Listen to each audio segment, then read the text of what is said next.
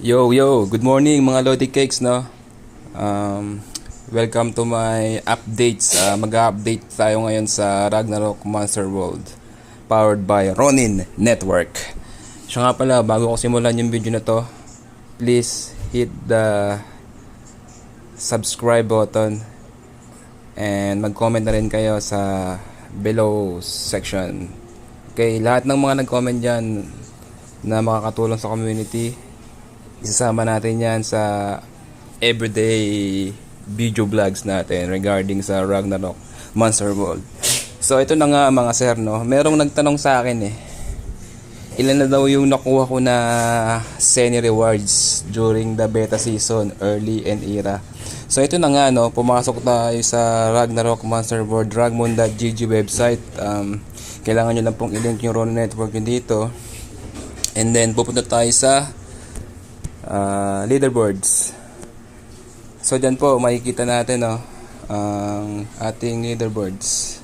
So nung pupunta tayo sa beta season league, makikita po natin dito is early tsaka late era.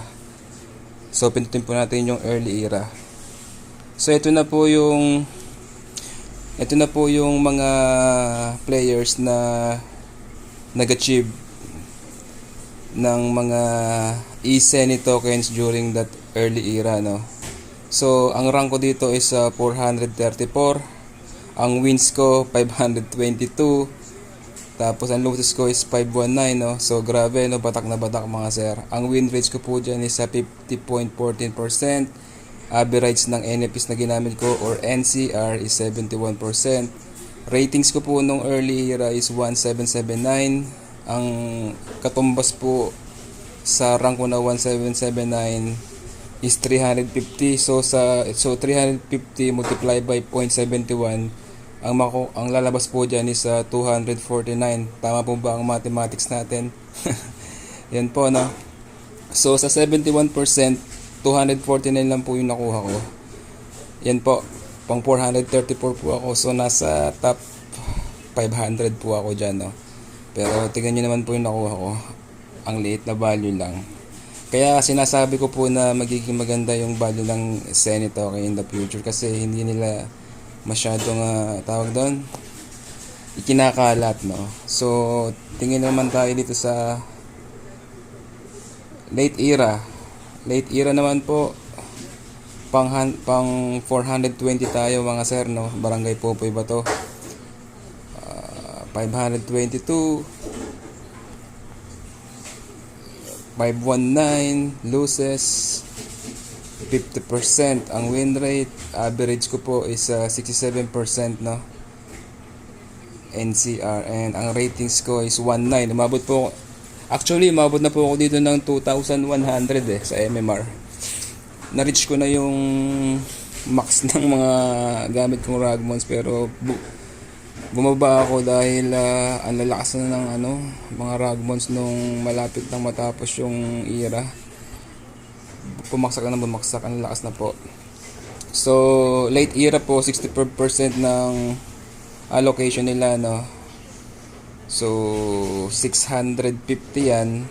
Ang na-receive ko lang is 436. Bakit po naging 436? 650 multiply by 0.67 or 67% is equals to 436. Yan po yung nakuha ko, no? Pang top 420 po tayo sa leaderboard sa NFTs, no? So dito naman po ngayon, pasok po tayo sa Season League.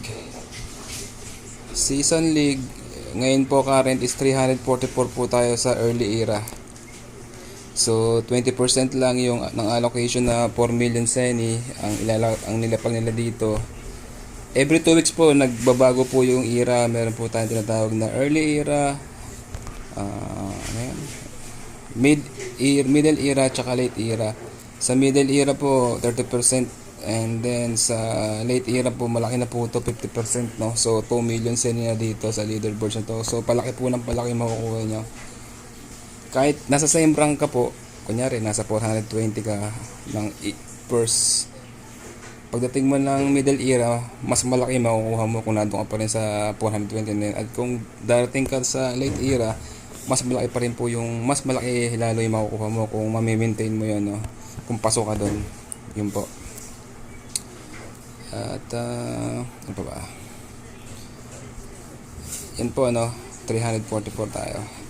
So piniliwanag ko po kahapon, no, yun pong sa leaderboards dun sa in-game tsaka dito sa NCR is magkaiba po siya. Dito po sa dito po sa loob po ng Ragnarok Monster World website, dito nyo po makikita yung mga players na may mga NFT sa deck nila. So magtataka kayo, lumalaban kayo, no, sa battle deck, no. Bakit ang hihina ng mga nakakalaban yung mga level 1? Kasi po yung mga yun ginagaya nila, pinipilit nilang manalo kahit na level 1 lang dahil NFTs po yung mga gamit nila, no. Mas gugustuhin na lang po nila na maglaro at least at the same time nag-enjoy sila, and then alam nila na magkakaroon sila ng mas malaking percentage sa na makukuha pagkatapos ng era dito sa Ragnarok Monster World.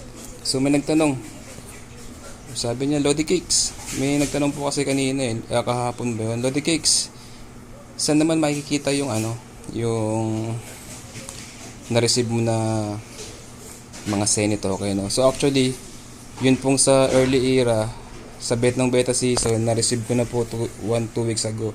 Yun pong sa late era ng beta season, kahapon ko lang po na-receive, no? Ipapakita po ko sa inyo. Magpunta lang po kayo dito sa inventory, no? Pag pumunta po kayo sa inventory, i-click nyo lang po itong eSeni show history.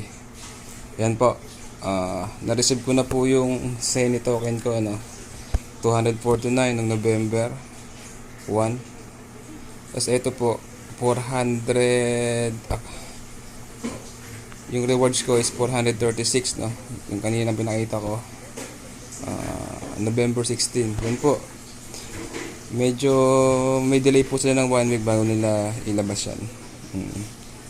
Tapos ragmons natin, ayan, nandyan din po yung mga ragmons sa inventory.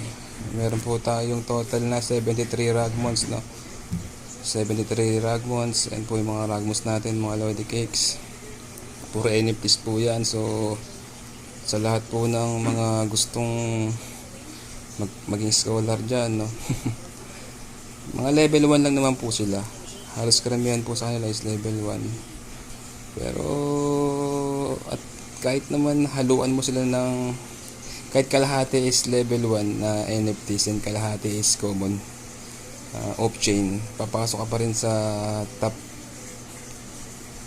1,000 kung may magandang strat ka, no, kung may malalakas ka na off-chain. Ayan po, meron po tayong mga Ragnar NFTs dyan, mga Lodi Cakes, no.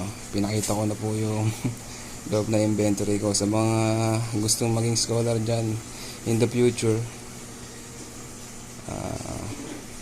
Pwede po tayo, no? Pwede po tayong magpa-rent o magpa-scholar in the future, no? So yun lang po.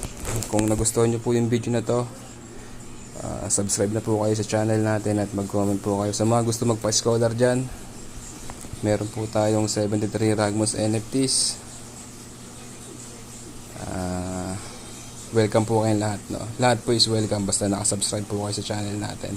At siya nga po pala, pag naka 1,000 na followers na tayo sa ating YouTube channel, baka dahan-dahan na tayong magparapol ng NFTs, no? Malay nyo kayo na yung mabigyan, di ba?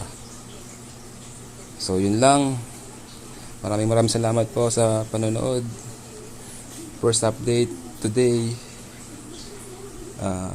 November 19, 2024, Barangay Popoy Bato, out.